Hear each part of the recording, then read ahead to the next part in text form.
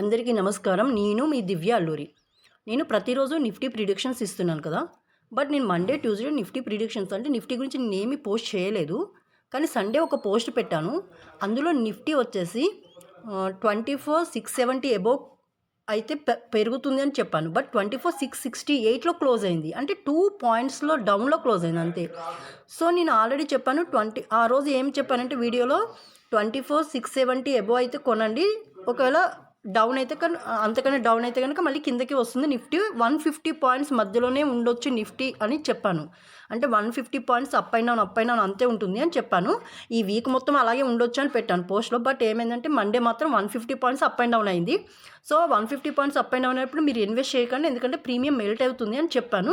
So Monday రోజు market వదిలేసాను. అందుకే నేను ఎలా చెప్పాను, మండే అలాగే మూవ్మెంట్ అవుతుంది అని మార్నింగ్ మార్కెట్ చూడగానే అర్థమైంది. అందుకే నేను వేరే పోస్ట్ పెట్టలేదు, ఎందుకంటే నేను మండే కొంచెం బిజీగా ఉన్నాను.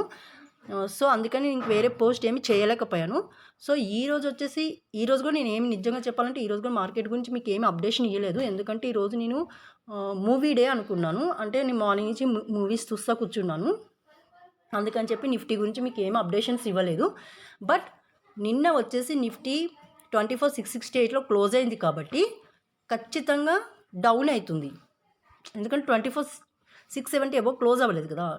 సో 2 పాయింట్స్ డౌన్లోనే క్లోజ్ అయింది కాబట్టి మార్కెట్ డౌన్ అవుతుందని నా వీడియోస్ చూస్తే అర్థమవుతుంది మీకు. బట్ నేను 150 పాయింట్స్ అప్ అండ్ డౌన్ అవుతుంది అనుకున్నాను. కానీ మార్నింగ్ మార్కెట్ మొత్తం పడిపోయింది. 350 పాయింట్స్ దగ్గర పడిపోయింది. సో 350 కూడా హోల్డ్ చేయలేదు మార్కెట్.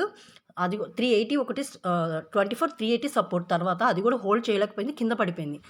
సో దీన్ని బట్టి మనకి ఏమర్థమవుతుందంటే మార్కెట్ వచ్చేసి ఇప్పుడు బేర్ గ్రిప్లోకి వెళ్ళిపోయింది. సో బేర్ గ్రిప్లోకి వెళ్ళిపోయింది కాబట్టి 24,190 తర్వాత సపోర్ట్.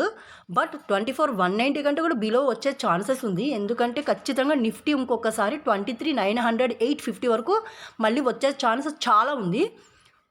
ఎందుకంటే బేర్ గ్రిప్ చాలా స్ట్రాంగ్ ఉంది కాబట్టి ఇప్పుడు ప్రెజెంట్ వచ్చి సో డౌన్ఫాల్ అంటే ఒకటేసారి ఫాల్ అయింది కాబట్టి 23,850 వరకు వచ్చే ఛాన్సెస్ ఉంది. 850, 900 వరకు.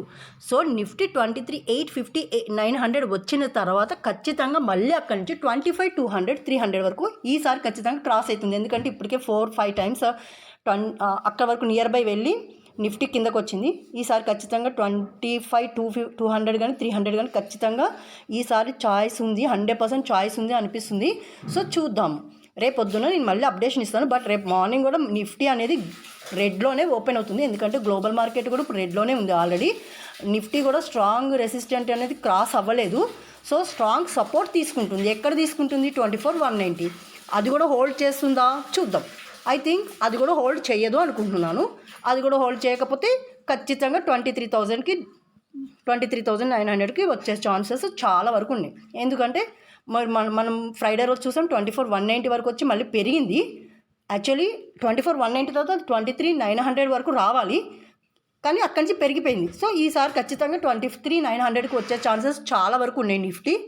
సో వెయిట్ అండ్ సీ, చూద్దాం మనం రేపు ఎలా ఉంటుంది మూమెంట్ అనేది. రేపు ఖచ్చితంగా రెడ్లోనే వస్తుంది. ఖచ్చితంగా 24,190 వరకు అయితే ఖచ్చితంగా వస్తుంది. అక్కడి నుంచి ఇంకా కిందకు అవుతుందా ఏమవుతుందా అనేది మళ్ళీ రేపు మార్నింగ్ మార్కెట్ చూసి అప్డేషన్ చెప్తాను.